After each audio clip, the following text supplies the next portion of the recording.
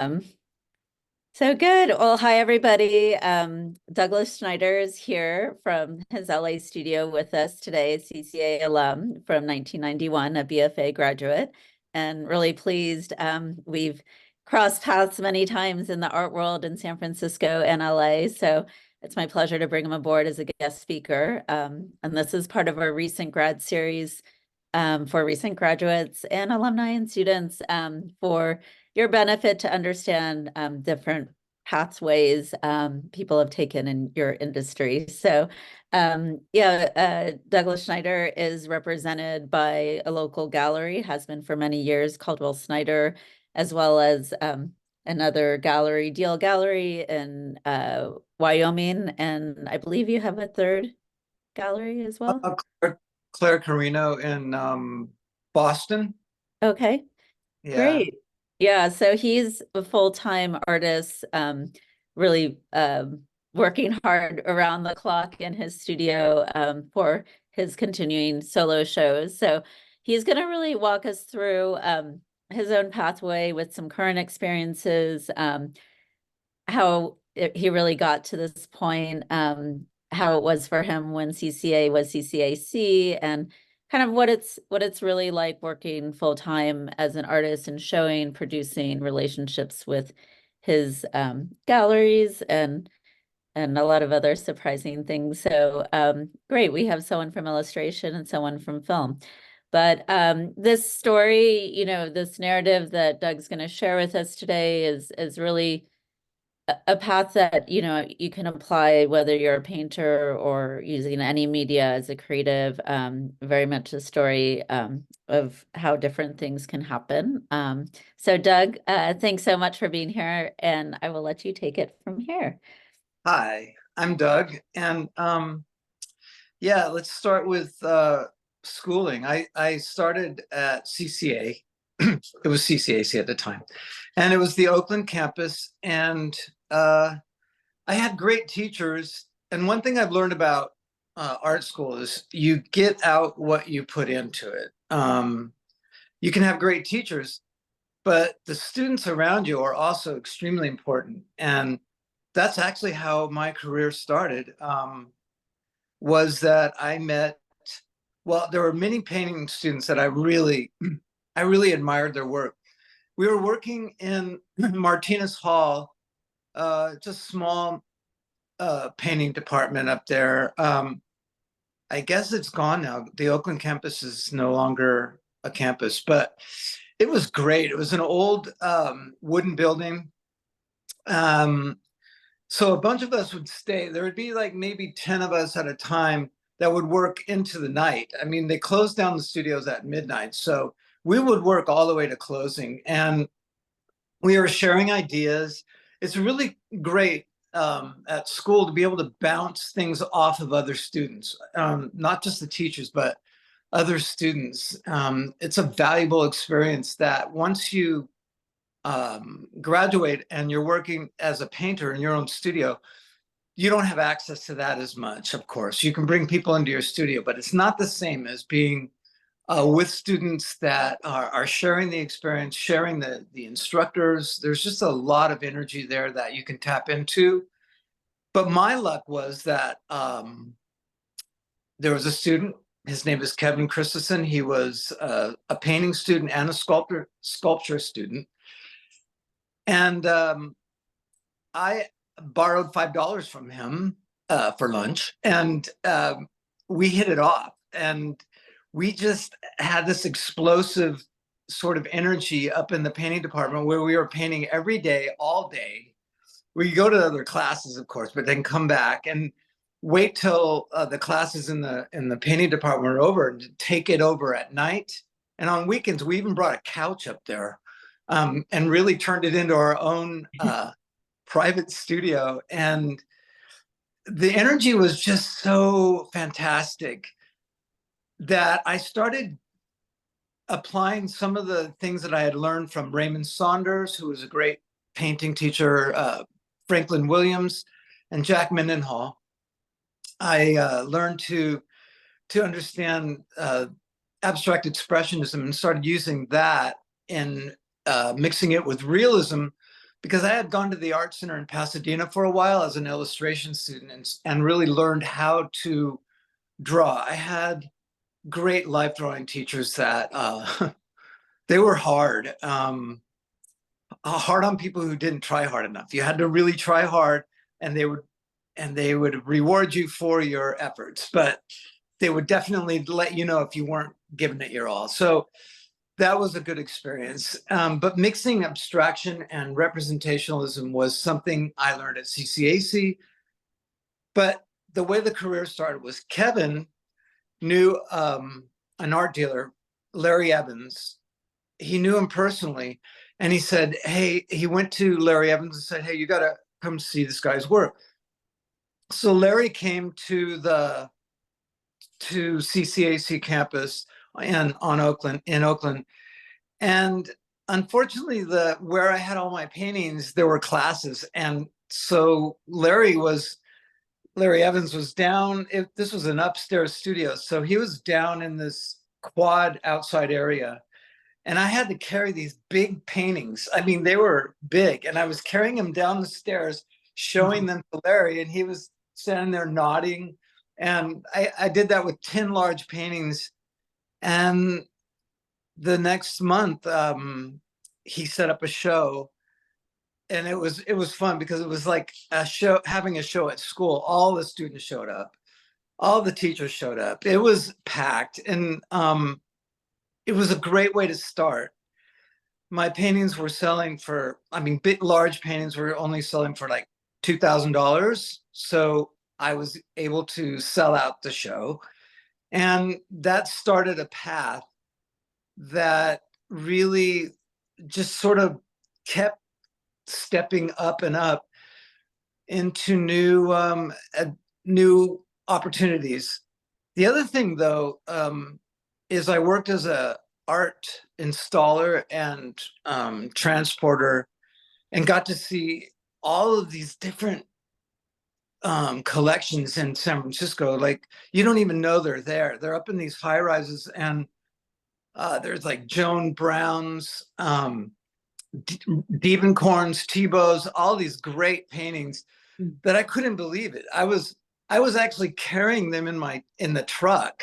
I had one time I had almost $2 million worth of paintings in the truck, and I had to wait overnight. So I took them into my studio, and I just was looking at these amazing Diebenkorn pieces that were right in my studio. It was a fantastic job. I got to meet all the dealers.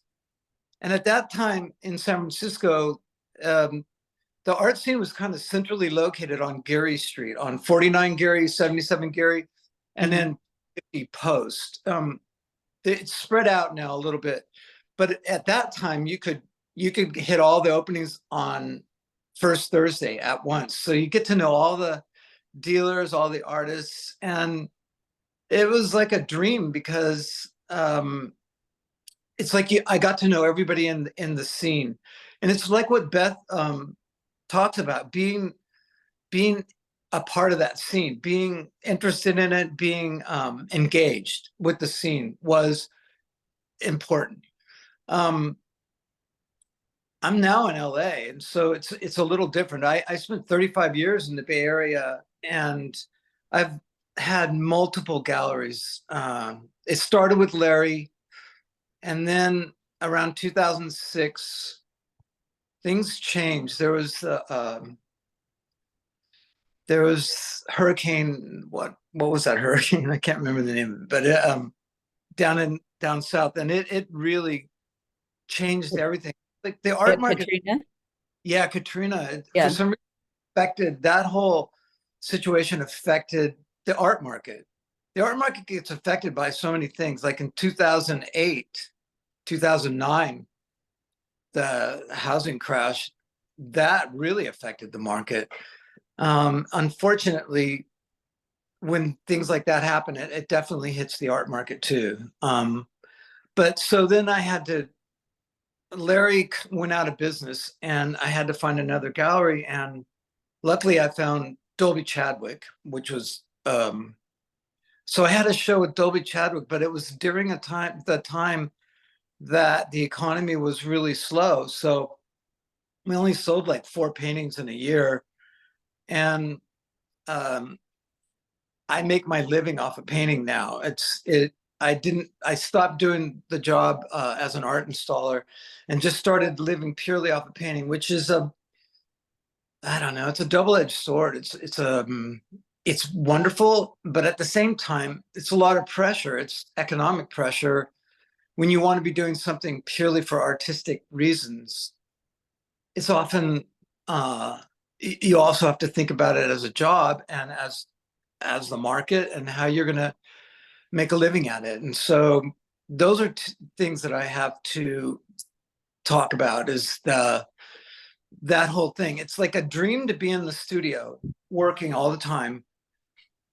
But at the same time, when you're working for galleries, they want to sell and they have ideas of what they sell a bunch of your work and they kind of want you to stay in a certain, you know, area and you have to expand. That's as an artist, that's just what you have to do. You have to continually try to grow. And sometimes that works for galleries and sometimes it doesn't. I've had probably around the country, maybe 20 different galleries throughout my career. Mm-hmm. Some of them are really good. Scott White was really good in San Diego for a long time. But things change. They're constantly changing. And some galleries, they're really good. They have a good reputation and you give them your work. They really want to do well for you. Gallery I'm with now probably has 40 artists. I mean, all 3 galleries have tons of that I'm with right now have a lot of artists. And so sometimes you're with a really good gallery that has a great reputation, but if they're not selling, then eventually you have to leave. That's the way I do it. Is the one thing I've figured out is that I had too many galleries at one time, and it turns out that I cannot produce that much work. It's How not many as galleries were the most, like, how many galleries did you have at the peak? at once. I had 6 galleries at one time, Mm. trying to do work for all of them, and I realized that, and it's you gotta know how much you can produce good work, good quality work. You do not want to put out bad paintings that are done quickly just to fill a quota Mhm. because they're advertising you. You're not there, but your painting is. You have to Mhm. put out your best work to advertise to others. I mean, to people that you don't even know, that you don't, the collectors that you don't see.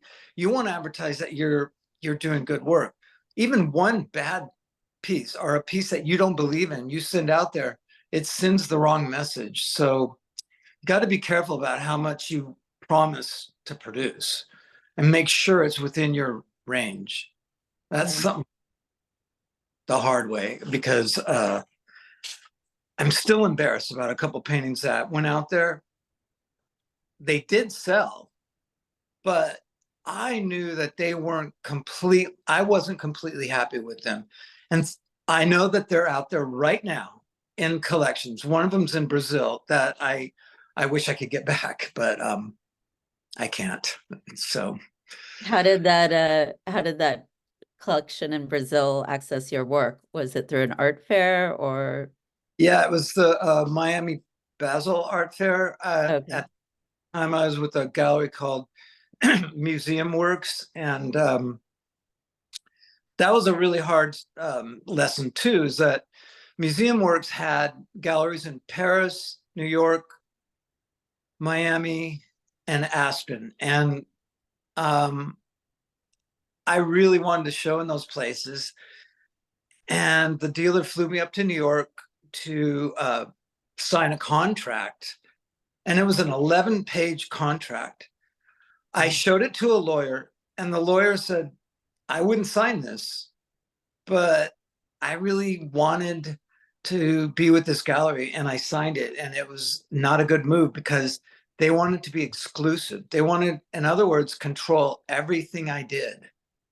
Yeah. And example of how that was a sour experience is that there was a gallery in Venice, California, down here, called the Red Door Gallery, and I was in a group called Quorum, which we formed. And this can happen any place you want to do this. With Michelle Pred, there were about, it started with about 50 artists in the Bay Area that came together. Artists, including Trevor Pagan, who is, he was doing works about Black Ops and with the Bush administration, planes that were taking, prisoners that had no decals, no, you don't know where they're going. They're going to black sites.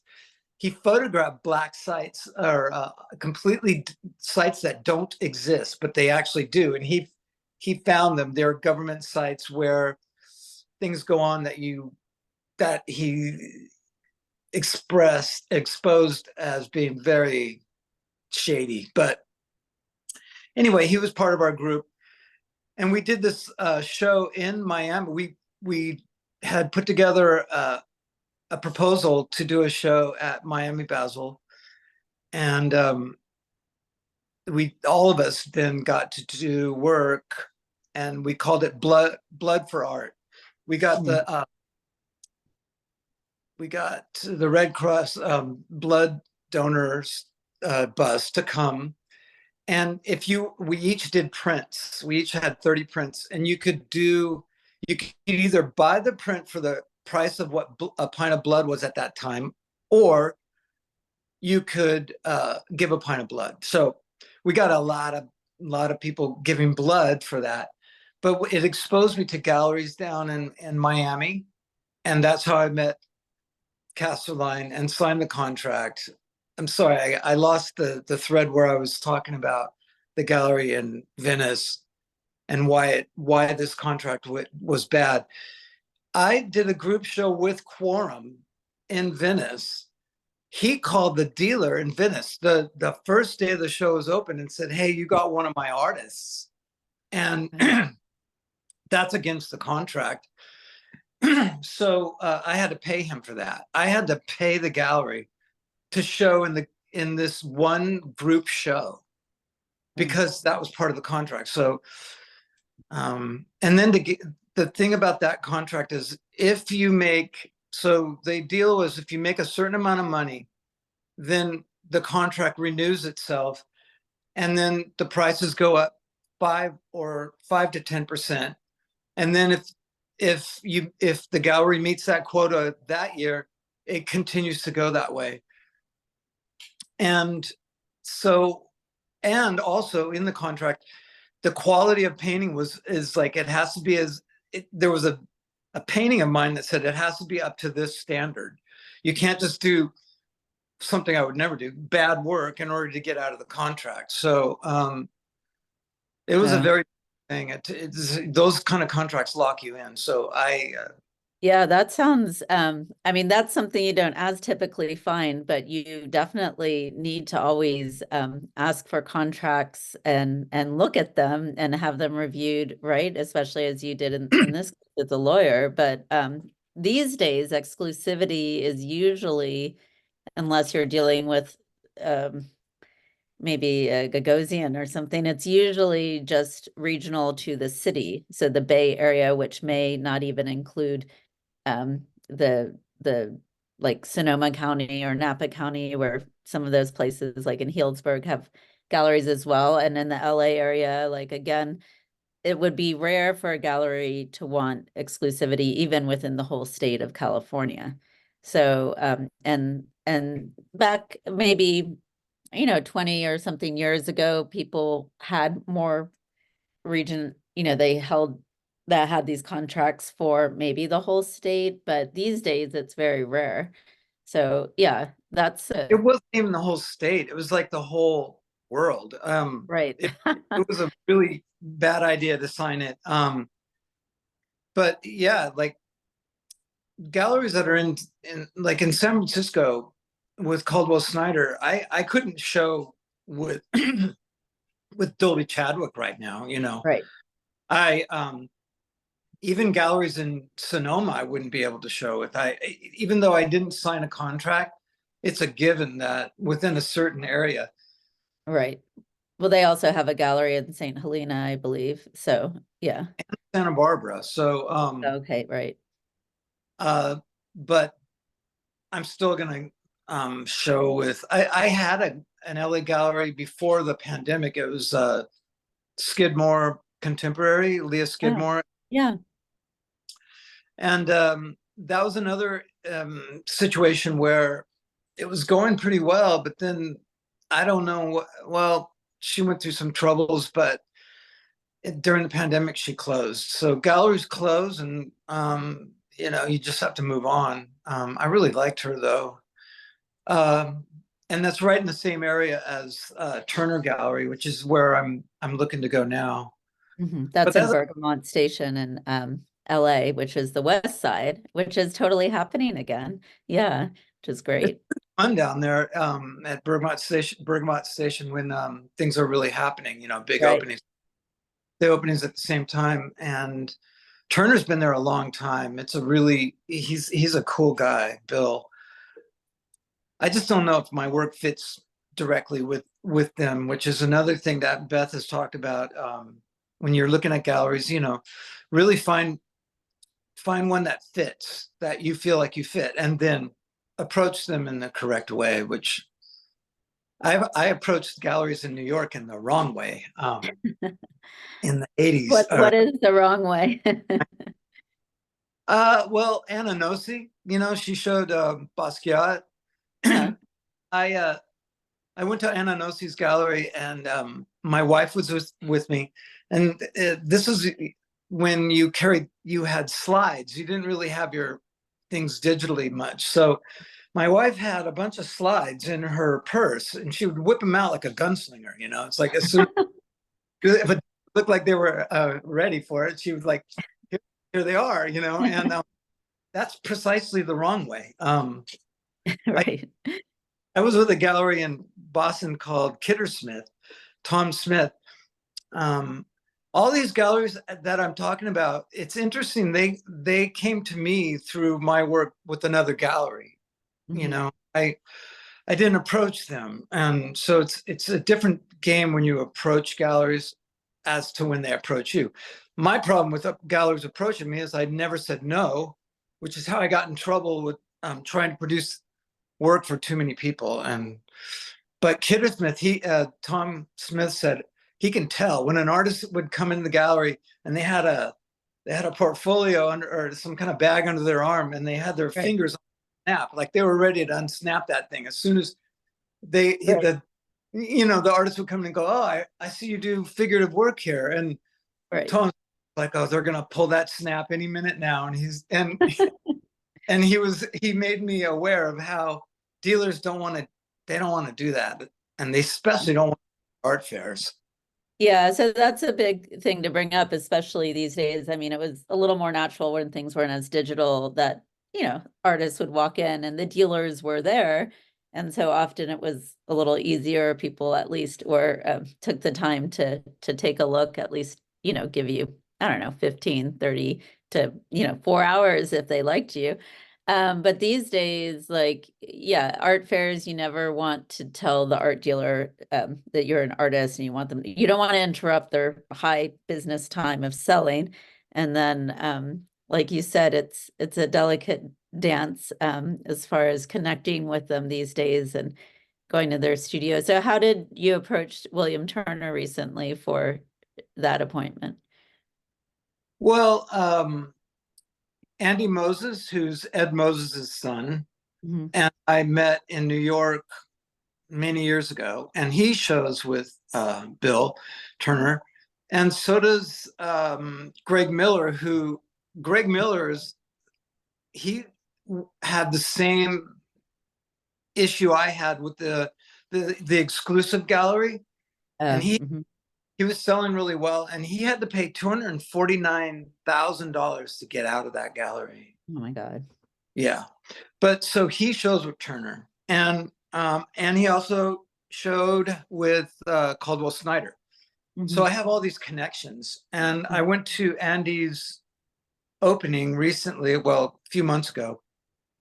And Andy, even though it was Andy's opening, he introduced me to Bill, and Bill gave me a card and said, "Yeah, I really want to talk to you, but not now, Yeah, not during, of course." And I right. said, "Yeah, got that." But even that was, I felt like that was a little bit sketchy. Even though Andy introduced me, I felt like, yeah, right now it's really important. It's the opening night of Andy's show, and it's all about sales, and talking about Andy's work. So that was kind of hard, but it's a very small world in some ways, because Bill knows Oliver Caldwell really well, so they're close friends, and that's the Caldwell Snyder Gallery I'm with. So there's just a lot of connecting things.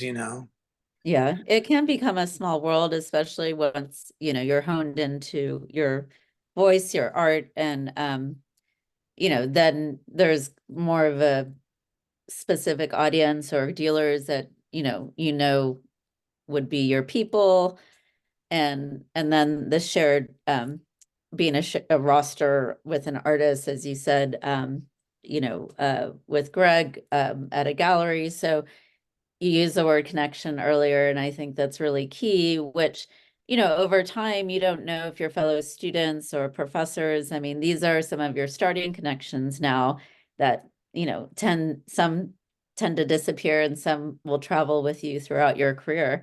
And the new connections you make through being at a gallery, right? So how many years have you been with Caldwell Snyder now? Let's see, since 2009. Okay. So, and before that, I was with Dolby Chadwick, and um, before that, I was with Larry for a long time, Larry Evans, Hmm. and um, and then I had all these others like Scott White in La Jolla, and Kidder Smith in Boston. It's like all at the same time. But Caldwell Snyder has been really, really good for me. I I really like Kidder Smith too, but um, I was in the San Francisco Art Fair, and I had a piece up at, let's see, I had a piece with Scott White. Yeah, Scott White was at the art fair, so he had a piece up, and the San Francisco called Kidders. No, I'm sorry, Caldwell Snyder saw that piece, and they contacted me, even though I was with Dolby Chadwick, and asked if I'd like to come over. And that was a really rough decision, but um, if I hadn't been dependent upon sales to live, I may have stayed with Dolby Chadwick, and waited for the market to get better. But they were so energetic in our meeting that I thought it over and went with Caldwell Snyder, and they immediately sold out a show with a lot of the paintings that had been at Dolby Chadwick. They sold it Hmm. out, so it was a good move financially. I don't know.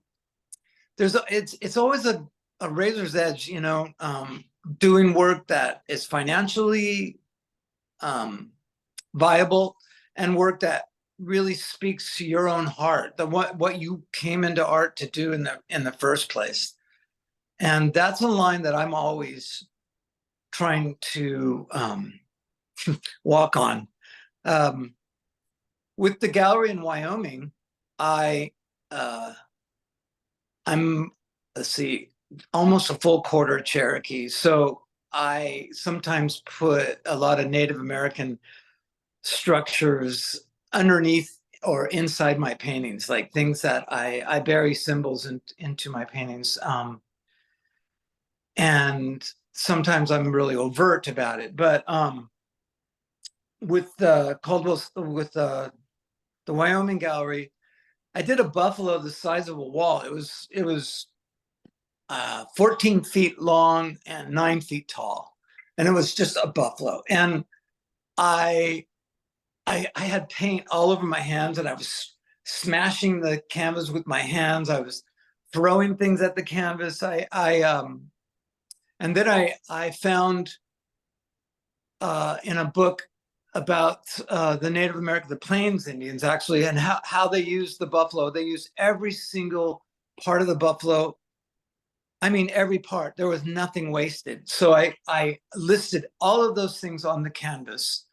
It was an ecological kind of thing. I also talked about the fact that there were 60 million buffalo at the beginning of the 19th century, and at the end of the 19th century, there were less than 400 buffalo left, and a lot of it was done to take the coats and also to starve the Plains Indians out. It was part of our American culture that we don't talk about a lot, but Right. something I think about in kind of an identity politics kind of way. But anyway, so I put all that in the painting. I did this buffalo. I painted over all the words I wrote. Some of it was in layers so that you could see parts of the words, but they really sort of disappeared. But you could tell that the energy underneath, and that's something I really like too. So put things that I believe in the first layers, things that are really important to me, even if it's purely abstract energy, which I love to use abstract expressionistic concepts of just pouring energy into the canvas and then bringing it to another place. But the story underneath is important. And so that's what happened in this painting. And it was shown at the gallery in Wyoming. And I wasn't there, but the dealer said that these two women came in, and they were art buyers wearing, it was in the winter, they were wearing full fur coats, which I thought was completely ironic. It's like, I'm saying, please take care of the earth and the menagerie that we have, of these beautiful animals. But they were interested in the piece for a collector that they didn't want to name. It took 3 weeks, but they finally agreed to take the painting. And then it was I think it was like, what was it? Like 8 months later, I found out who bought it. And it was Dick Cheney who bought the painting. And I had completely different political beliefs than him, but I did feel good about that. The fact that there's an ecological statement there that'll come out to the people who will look at it. And as the paint gets older, it becomes more transparent in the glazes, and the words become more. This was something I planned because I found out you can do this. The words become more and more apparent. So, Yeah. in 100 years, who knows? Maybe it'll be all words.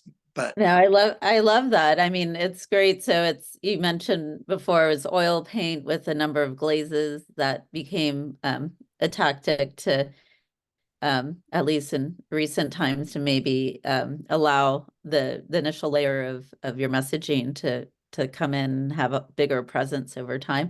I love that. Well, and it's yeah, and even thinking about like, right, the role of when we put our work into the world, we don't always know when it sells where it may go. Like even with different galleries, I don't know how it is with your galleries. Like some galleries will be very open and share who the collectors are, and others, don't. It's kind of a thing that a lot of artists get pissed about. Do your galleries openly share your collector base? Is that something you try to keep track of, is like where your work goes? Kind of on a legacy standpoint, or I do. I've definitely had difficulty with galleries wanting to give that up as if I'm going to sell directly to those collectors. I think that's what they're afraid of, or that I'll right. share those with other galleries. Mhm. Um, I mean, I like I do know that like Kent Logan bought a bunch of pieces in the Logan collection. I think that he actually has a wing at CCA, right? The Logan wing or something. Anyway, Okay. he Yeah. bought he bought a lot of paintings, and Larry Evans at the time we got to go over and hang out with the Logans. And I remember as an art installer, I brought over one Tebow. It was about this big of a piece of pie, and it was $1.9 million. And I watched buy it, and I hung it on the wall for him. And I got to hang out with him and have a glass of wine. And he bought maybe like a whole bunch of my paintings, maybe like I think it was like 17 paintings all in all. And Wow. he donated four of them to the Museum of Modern Art. I'm SF, MoMA SF. I have 9 paintings at MoMA SF. I think they're underground, but they're there, you know, they Yeah, have them. yeah, that's amazing. Well, and that's another way that work can get placed, right, in museums. Obviously, it can be directly through the museum or through the museum working with your gallery, but prominent collectors can also arrange to donate it. So it's as artists thinking of your legacy too, and thinking of, when you get to sell to some of these major collectors and know they're going to go into or possibly go into museum collections. I mean, that's terrific. So did you have experiences with other bigger collectors who also donated your work to museums? I know that the Fisher collection bought 2 pieces from Larry, Mhm. and also the Anderson collection Mhm. one, I think. And but they they didn't do, they didn't give them to the museum. They didn't donate them to the museum. They it sounds like it's going to happen. Larry told me that one of the pieces in the Fisher is going to go to a museum in I think Santa Fe, but we'll see. Yeah, that whole museum thing is interesting to me. And it's what I'm talking about as far as like the financial aspects and the more legacy aspects. Caldwell Snyder is has been financially good for me, Mhm. but they haven't done anything about putting pieces in museums. So then I might want to find galleries that are more inclined to do that. But once again, then I have to approach them, and like we talked about before, and the fact that my living is based purely in painting. Do I leave one gallery to go to another gallery that may have the potential to do that? And at the same time, I still have to make a living. So, and they may not be able to sell. There's so many complicated questions involved in it. Mhm. Um, and, I think that my advice would be to be independently wealthy and not have to sell your work. But Yeah, that's, well, I mean, well, so yeah, I mean, I think across the board, it's amazing to be able to make your living off your art, but a lot of artists have other jobs too. And so it's always the balance in a market where you don't always know if your work's going to sell, or you have great galleries that do sell your work. But yeah, just thinking about like when you go to galleries websites, you can see under press or news if they're placing artists' work in museums, or if their artists are kind of being awarded, certain awards or things like that. So, or if the galleries participate at art fairs, which is pretty key to selling as well as exposure to other galleries. So, yeah, luckily there are ways through the websites to really look at a gallery, and maybe you totally connect with a gallery, and then you want to find out more about them, whatever their artists are doing or where they're being placed.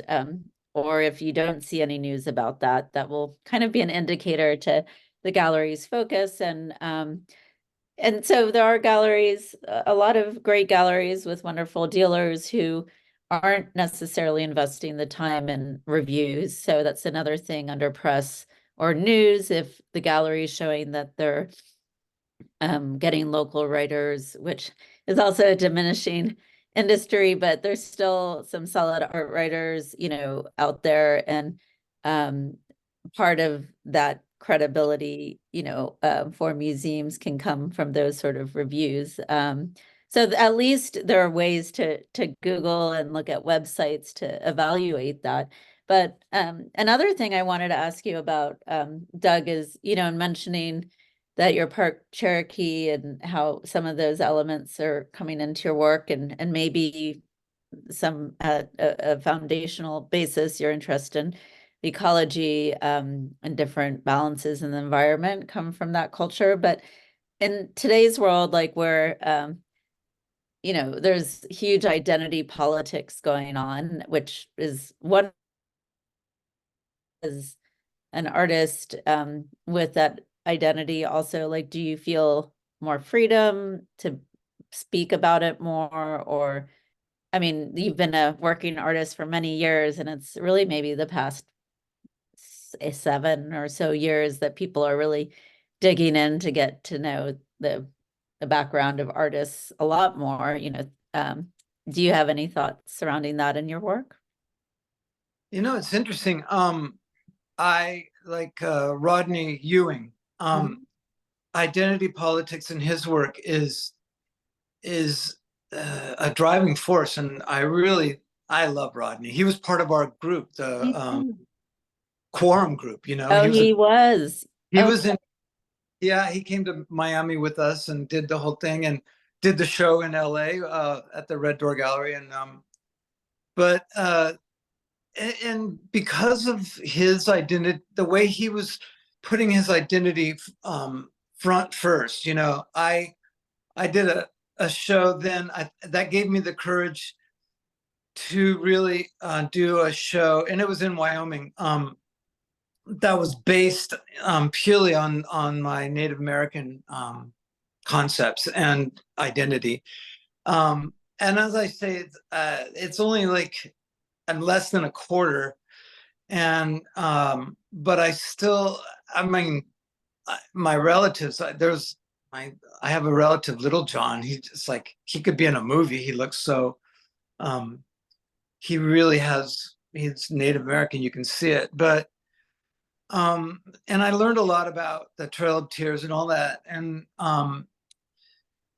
people, it's weird that it seems to me that with the Native American culture, people don't really want to, they don't want to see what happened, which is, I'm sorry, but it was genocide. It was pure genocide. And so this is exactly what I'm talking about. It's like, I wanted to do a show that was pretty explicitly about the hypocrisy of the American public that didn't want to face the fact that we had done things here that we do not agree with other nations, and that we want to forget, and that is something that happens in every dynasty basically. And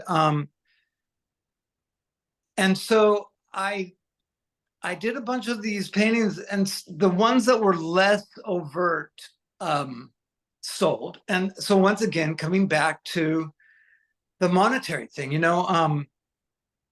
but to me, I would love to do work that is purely about that concept, and I do. But then I'm back to that whole thing of like, how much time do I have to produce the work that I want to produce and the work that I produce to live, and how do I put them together? So I did find a way, just like with the buffalo, to do it so that it's like a Venus flytrap. But like, I want to bring you in, and then yeah. but that's a really delicate thing. How to do that Mhm. um, and how to make it still beautiful.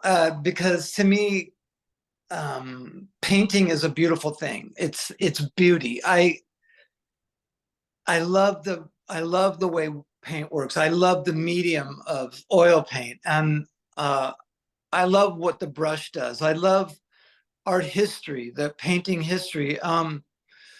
And I like to bring art history into the pieces. But bringing the Native American thing in was also painful to me because I had to face a lot of things that are difficult for me. It's just so ugly and beautiful at the same time. So I've done a few works like that. When I was in art school, I had an adopted older brother who went to Vietnam, Mhm. and he came back, but he came back kind of different, you know. And but the whole time he was there, I was a kid, but I was super well aware of what was going on, and it affected me so intensely that when I went to art school, I just painted. I was painting and drawing a bunch of um, dead soldiers, things of that nature. You know, they were very dark, and I I thought that I could do these dark works and make everybody see what was important. You know, like as though I were the prophet and I knew what was going on, and I would be didactic and pedantic, and um, because I was young. And I still believe that that's important to put it out there, the thing that you really believe in. But at the same time, I keep coming back to this theme. My art is also somewhat of a commodity. So it's I struggle with this, actually. I do. As an artist, I struggle with the idea of beauty and pain and how and truth, and at the same time a market. How do I do it? Right Yeah. now, I'm doing a show for Wyoming, and I was reading Elizabeth Colbert's book, The Sixth Extinction. The only extinction of the five extinctions, it's the only extinction that those that are going extinct are actually participating in the activities that cause the extinction. Mm. There's also her last name is Millette. She did a she's done a book about the beautiful menagerie of animals and plants, the beauty of the earth as it's disappearing. The things that are beautiful about it are disappearing. She is talking about the beauty, and that made me think that's what I want to do. I want, and maybe it's an easy way to sort of promote the work because of beauty, that people will want it. So Mhm. again, the market. But I've been noticing that I walk around in my new neighborhood and the flowers are amazing, Mhm. and the things that are, and the birds. And so I've researched things that are going extinct, monarch butterflies, problems with that, with them, and how incredibly wonderful they are. So now for this show, I'm painting things, and I want to put my whole feeling of beauty, of how beautiful this nature is, to record it, and to maybe record it in a way that is also to say, look at this and love this. And at the same time, maybe you have to say goodbye to it, you know? So there's sadness that'll hold it, that holds the anchor, that anchors it. But at the same time, beauty, like if we could, again, I'm trying to be, you know, promote something, like promote beauty through my own action of painting the beauty, um, using me as a human filter to look at it and say, let's pay attention to the thing that could disappear in a way that would be very harmful, of course. And we all, I think a lot of us artists right now are taking climate change as a real reason to do our work, you know, as something to say. I mean, I've seen your work promoting that, and Deborah Apollo, which is why I moved to San Francisco in the first place, is because I knew Deborah was here. Oh, really? Oh, wow. That's fantastic. Yeah, I've been a big fan of her work for years. And yeah, I mean, I think, well, I love what you're saying. And interestingly enough, I mean, my time in the past couple of years in the Hudson Valley retuned me into the Hudson River School, which while industrialization was growing and it was a different chapter in time, they excluded in a number of their paintings, what was in their present day landscape to celebrate, what they saw as being fleeting and unappreciated, even though it was a lot less invaded by the built environment then than it is now. But still, it's gorgeous. But it was a concern that they were addressing by romanticizing nature, even though I think a lot of folks over time and myself included, a lot of those beautiful landscape paintings, I didn't feel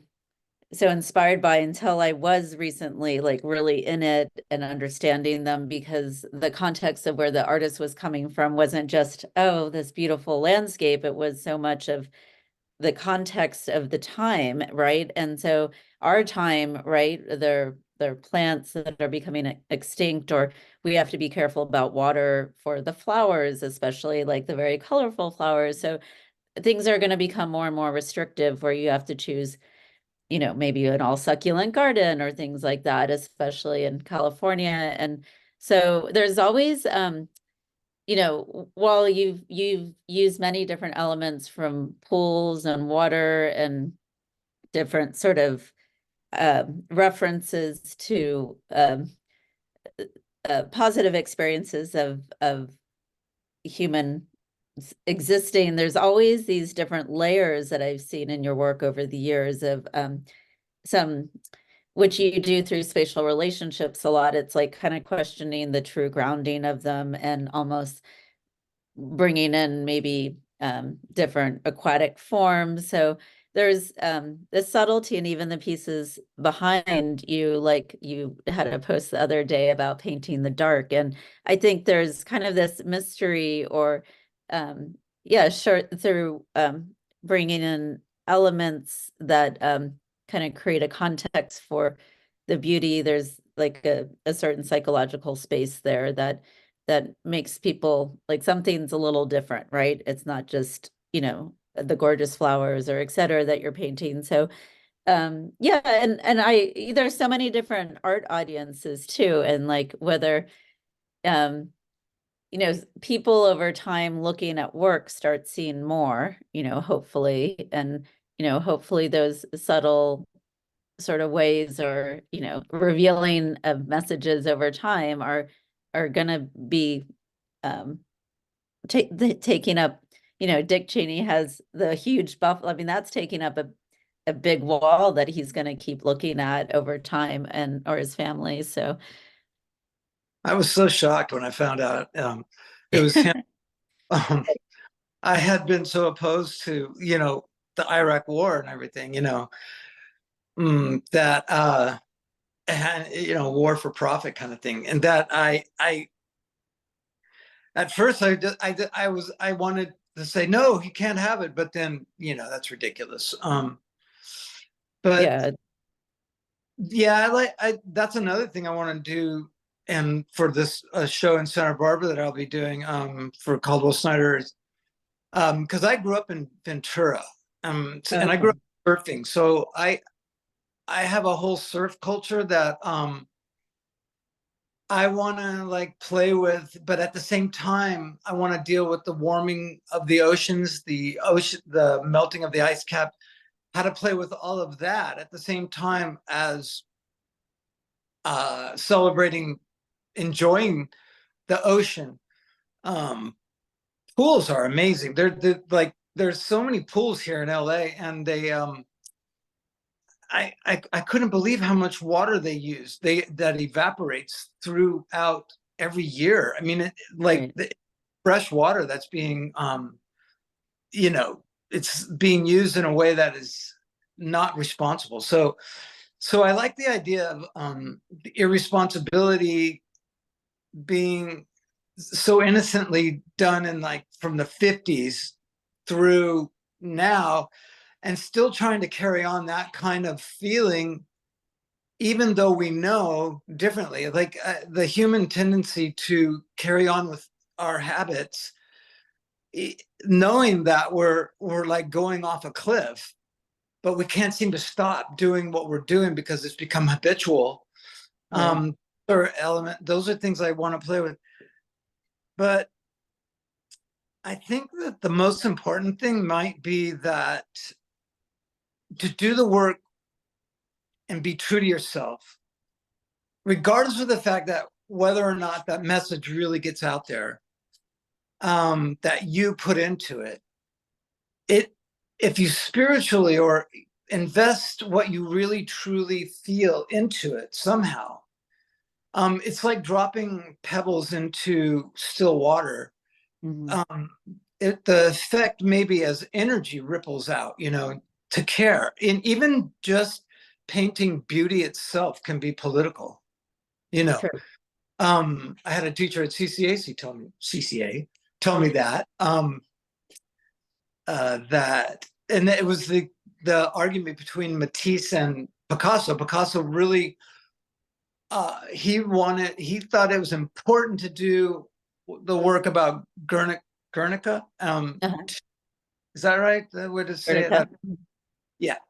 Um, and Matisse said that art um, should be an easy chair. You know, it's like where somebody can sit and rest and be involved in that beauty. And that beauty itself is an important concept. You know, beauty is an important concept. Beauty and art. I'm reading Upton Sinclair right now about that.